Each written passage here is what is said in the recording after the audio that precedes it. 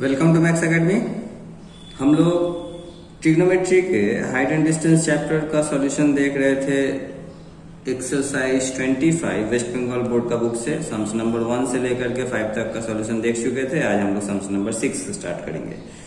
तो क्वेश्चन को अच्छे से समझ लीजिएगा, क्वेश्चन काफी बड़ा है तो घबराना नहीं है। देखिए क्वेश्चन है, 2 houses stand just on the opposite side of a road of our village. A ladder that stands against the wall of the first house is at a distance of 6 meters from the house and makes an angle of 30 degrees with the horizontal line. But if the ladder stands against the wall of the second house, keeping its foot at the same point, it makes an angle of 60 degrees with the horizontal line. तो 4 question पूछा है। Number 1 है, let us find the length of the ladder. Number 2, let us write by calculating the distance of the foot of the ladder from the foot of the wall of the second house. Number 3, let us find the width of the road. Number 4, let us find the height where the top of the ladder is fixed against the width of the second house. तो question को पहले हिंदी में समझ लेते हैं। तो बोला है कि एक रास्ता है, रास्ते के दोनों तरफ जो है 2 घर है। अब बीच में जो है मतलब रास्ते के किसी एक पॉइंट पर एक सीढ़ी खड़ा है जो कि पहले घर के दीवार से सटा हुआ है और वह 30 डिग्री का एंगल बनाता है। और उस घर के और सीढ़ी के फुट का डिस्टेंस है 6 मीटर। अब अगर सीढ़ी का फुट को बिना इधर उधर किए अगर उस सीढ़ी को दूसरे घर से खड़ा करते हैं तो एंगल हो जाता है 60 डिग्री। तो हमें बताना है कि सीढ़ी की लंबाई कितनी है, उसके बाद उस सीढ़ी से दूसरे घर की दूरी कितनी है, रास्ते की चौड़ाई कितनी है और उस मतलब सेकेंड हाउस को जो है कितनी ऊंचाई पर लैडर टच कर रहा है। तो मान के चलते हैं कि 2 घर है ये जो कि रास्ते के दोनों तरफ खड़े हैं। अब सीढ़ी जो है मान के चलिए कि यहां पर है।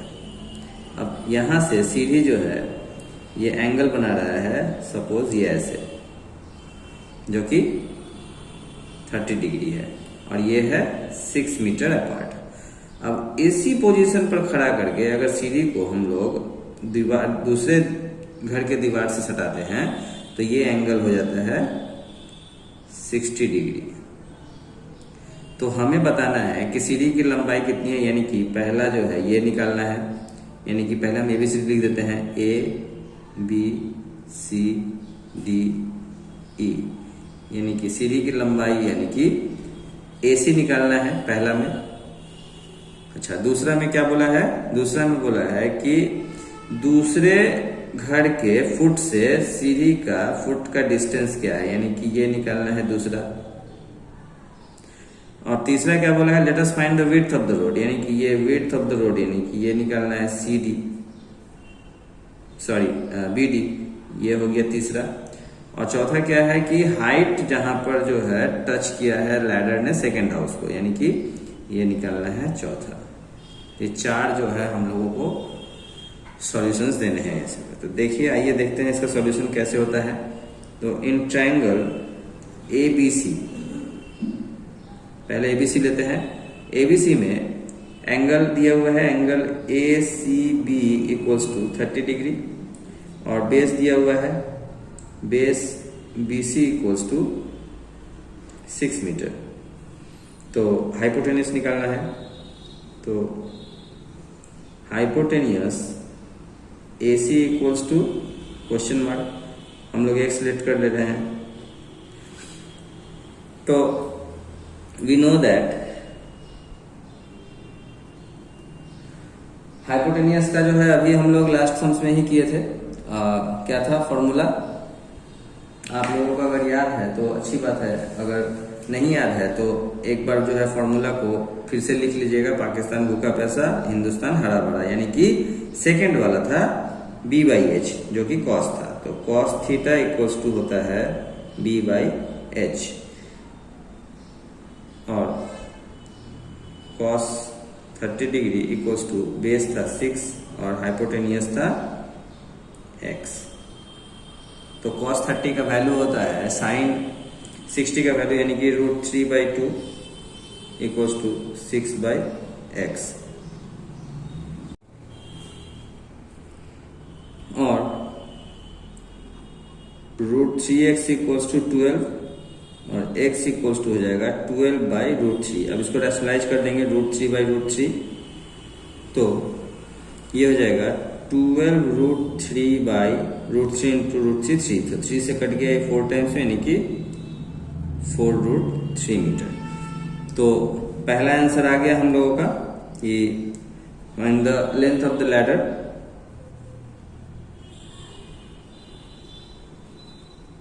The length of the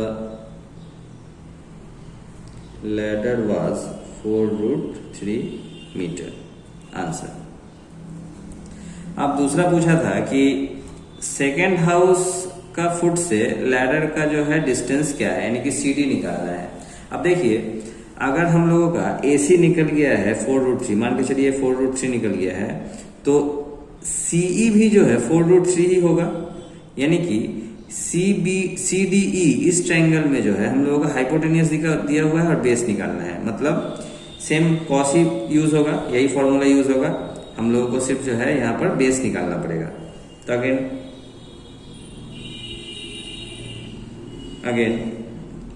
in triangle CDE angle ECD equals to 60 degree.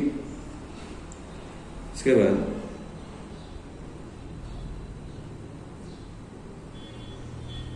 Hypotenuse CE equals to 4√3 metre, तो base CD equals to question mark, y let कर देते हैं।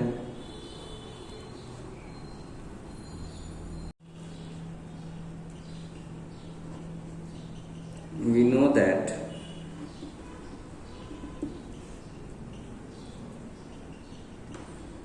cos theta equals to base by hypotenuse, और cos 60 degree equals to base है y और hypotenuse है 4√3। तो cos 60 का वैल्यू होगा √30 का वैल्यू के बराबर, √30 का वैल्यू होता है 1/2, सॉरी 1/2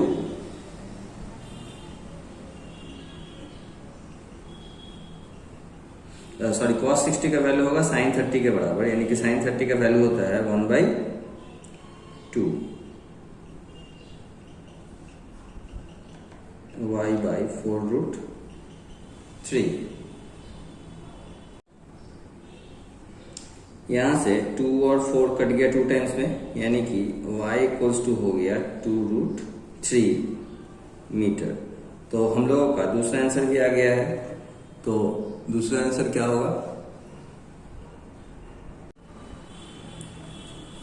दूसरा आंसर होगा कि द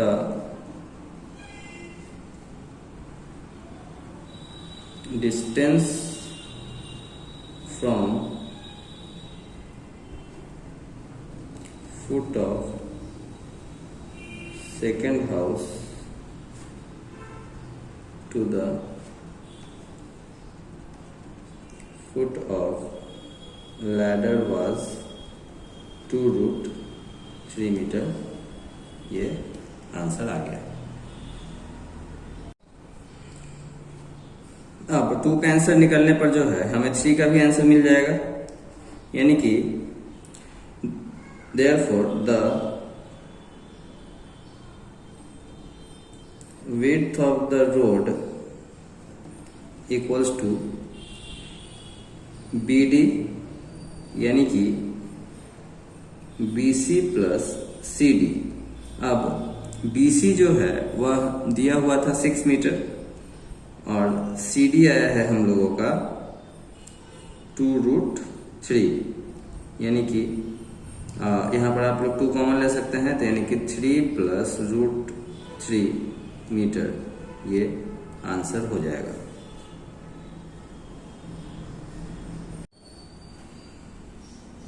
फोर्थ पार्ट में पूछा है कि what is the height of the part of the building where the ladder touches, यानी कि लैडर मतलब सीढ़ी जहां पर टच कर रहा है सेकेंड बिल्डिंग को, उसका हाइट क्या है, यानी कि हम लोगों को डीई निकालना है। तो देखिए in triangle CDE angle ECD equals to 60 degree, और बेस निकाल चुके हैं हम लोग, base CD equals to 2√3 metre. तो देयरफॉर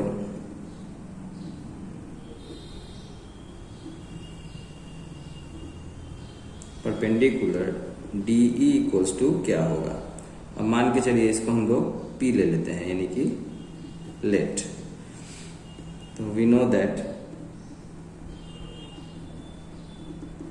अब परपेंडिकुलर बाय बेस यानी कि tan थीटा होता है, तो tan थीटा इक्वल्स टू होता है P/B, और tan 60 डिग्री इक्वल्स टू हो जाएगा P बाई बेस था 2√3, tan 60 का वैल्यू होता है √3 इक्वल्स टू P बाई 2√3। तो देयरफॉर P इक्वल्स टू हो जाएगा 2√3 को √3 से मल्टीप्लाई करेंगे, यानी कि √3 3 2 जा 6 मीटर आ गया। तो आंसर लिख देंगे स्टेटमेंट में, यानी कि फोर्थ का आंसर हो जाएगा the height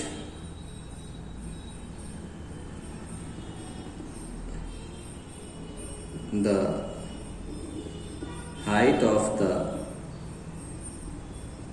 second house where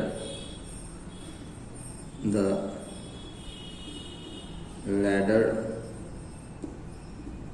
touched was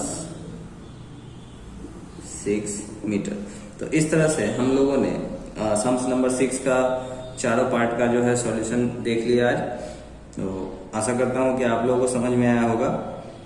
तो नेक्स्ट सम्स नंबर 6 7 से जो है हम लोग अगले वीडियोस में देखेंगे। तब तक के लिए बाय बाय।